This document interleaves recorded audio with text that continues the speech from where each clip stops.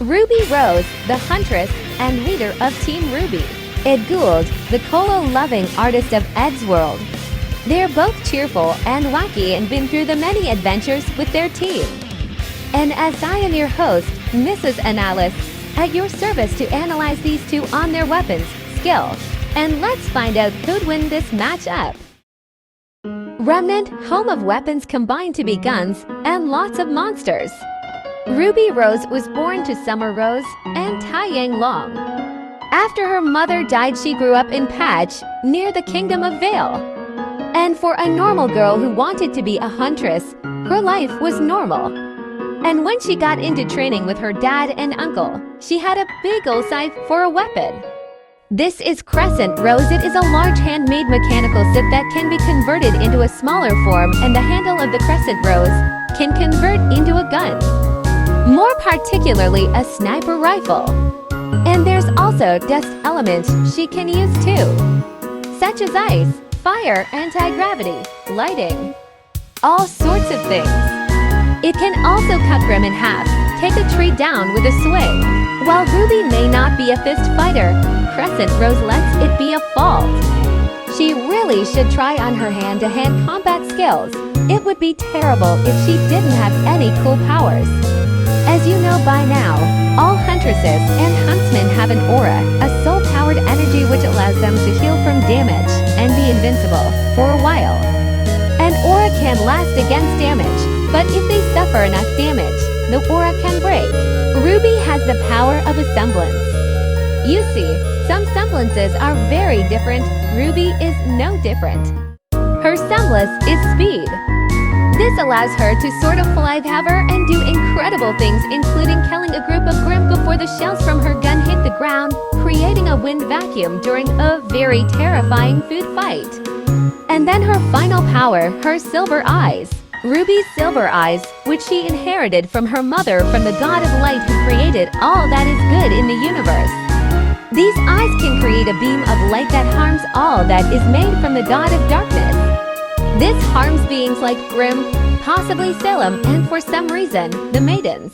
Silver-eyed warriors have powers that are fueled by strong desires to preserve life. According to Maria, it's emotional, much like semblances.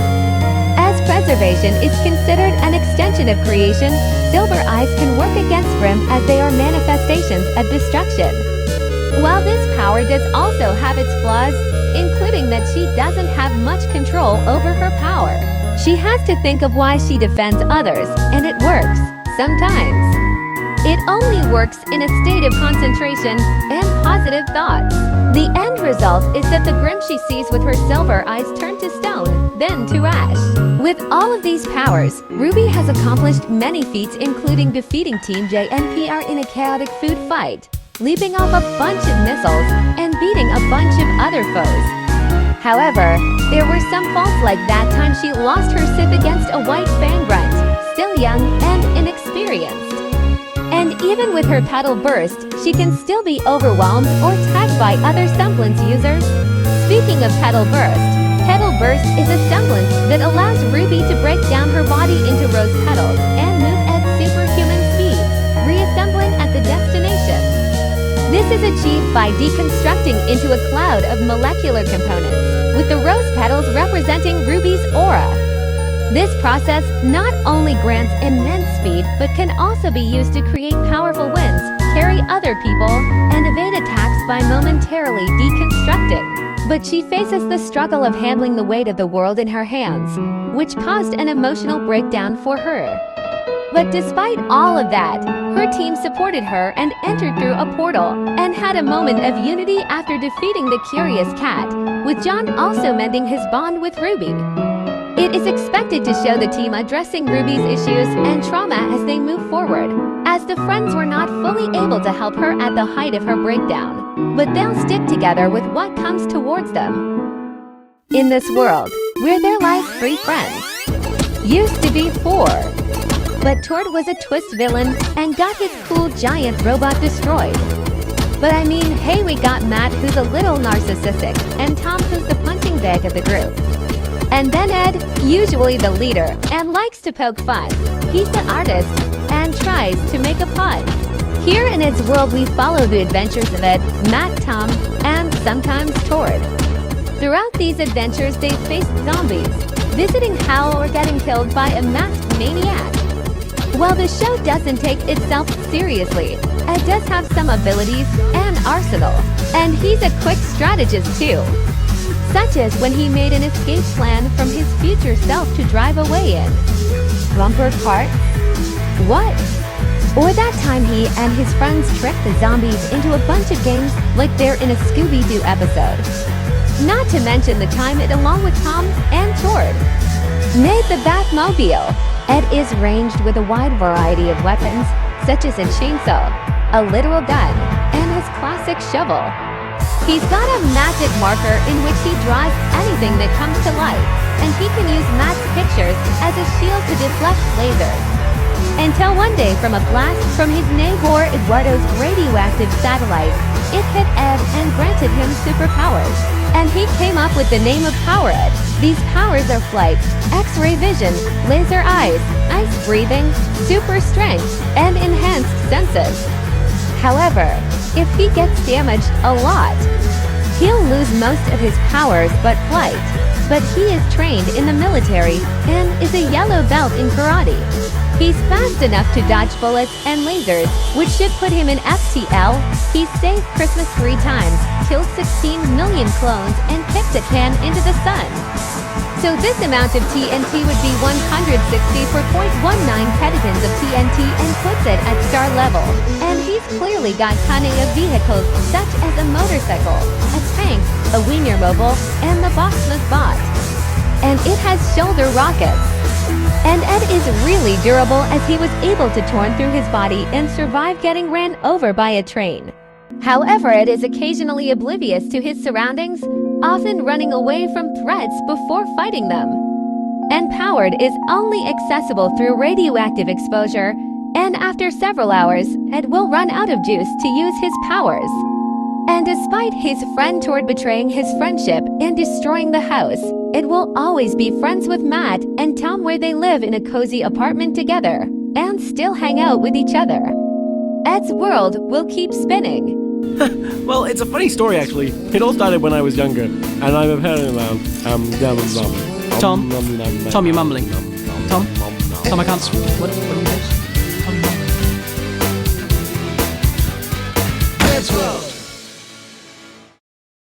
Alright, the fighters are ready and settled as we have discussed their background, abilities, and feats. As it is time for this matchup to begin.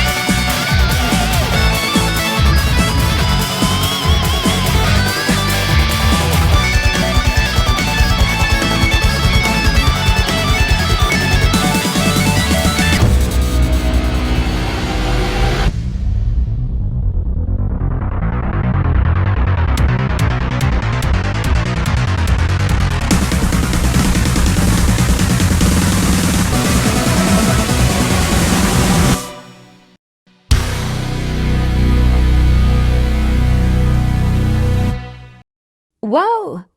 That sure was a wild ride. While it may sound like the skilled huntress would beat the cooler drinker artist on paper, when examining the feats and research between both series, we found out this was shockingly close, but in the end it had the victory. For this post-analysis, we'll be breaking this by category with strength, speed, versatility, stamina, and experience. With speed, RWBY's speed is a core part of her character, and her semblance, Petal Burst, allows her to move at incredible, superhuman speeds, appearing as a red blur or even as though she is teleported. Her combat and reaction speeds have been described as ranging from hypersonic to faster than light in later seasons, and she is capable of outrunning bullets, creating powerful whirlwinds with her momentum, and even disassembling and reassembling her body at a molecular level for movement. Ed's speed feats are much more grounded in comparison, generally capping at being able to dodge bullets and lasers, placing him in the supersonic range. While Eddsworld features toon-force moments and some high-level comic feats like kicking a can to the sun, which is often considered an outlier or a reality's warping feat, these are inconsistent with his usual abilities. RWBY takes the speed category. However, for strength here, Ed's strength is depicted with cartoon logic and has achieved feats on a massive scale. Key feats include lifting a tank. Base form Ed has effortlessly lifted a tank, a feat that is greatly enhanced in his powered form. Factory-level destruction. He has fought enemies, such as the Numero and No Eduardo, who were capable of destroying multiple factories. Planetary to star level scaling. In supplemental comics, Ed has kicked a cola can to the sun, reportedly destroying it. He is also skilled to Mad, who blew up Jupiter in one episode. These feats place his maximum potential strength in the large star or even planetary destruction range. As for versatility, while RWBY may have her custom high-caliber sniper sip, Crescent Rose, both as a melee weapon and a long-range rifle, which she can load Crescent Rose with different types of elemental dust rounds, fire, ice, electric, gravity for various effects like creating ice projectiles or increasing the force of her attacks. Ed's versatility stems from the cartoon physics and gag-based nature of his universe, which grants him an extensive and unpredictable range of abilities and items. Ed can manipulate reality on a fundamental level, such as drawing something to make it real, changing the art style, or surviving normally fatal injuries like being split in half or decapitated without permanent harm.